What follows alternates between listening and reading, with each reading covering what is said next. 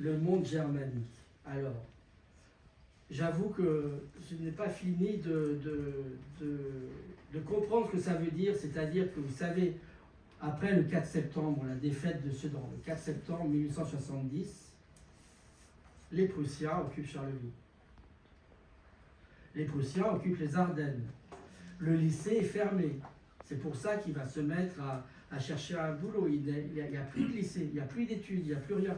C'est pour ça qu'il va faire plusieurs voyages vers Paris. Il n'y a plus de cours. Mais, donc, il devient, sous occupation, il devient un petit citoyen, un mineur citoyen d'un territoire occupé et géré quelque part par les Prussiens.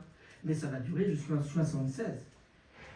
L'occupation de Charleville dure jusqu'à l'été 76, jusqu'à ce que la France ait payé entièrement les indemnités.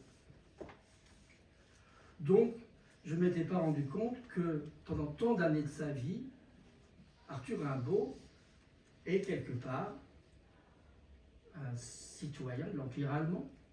Je ne sais pas comment on doit dire ça, d'une des zones occupées de l'Empire allemand. Donc, voyager vers l'Allemagne ou vers l'Autriche n'est pas si compliqué, quelque part. Je ne sais pas. Est-ce que quelqu'un a étudié ça dans les études sur Rimbaud?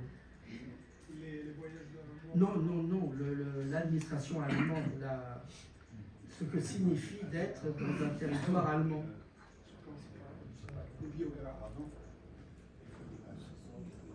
Là, je vous ai mis une carte de...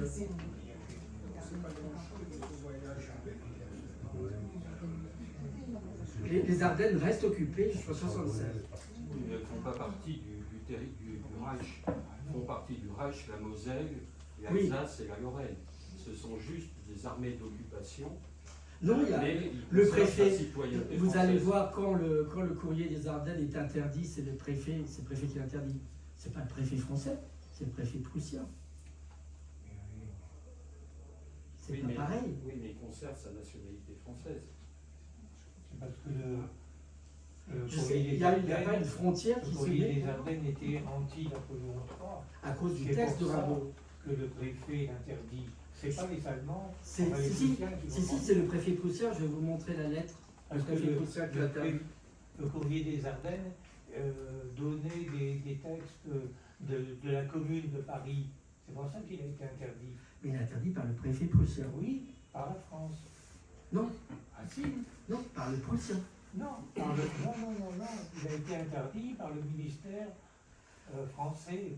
Et c'est le préfet qui l'a interdit. Le préfet français. Le progrès des Ardennes. Oui, le progrès des Ardennes. Ben oui, mais le problème, c'est que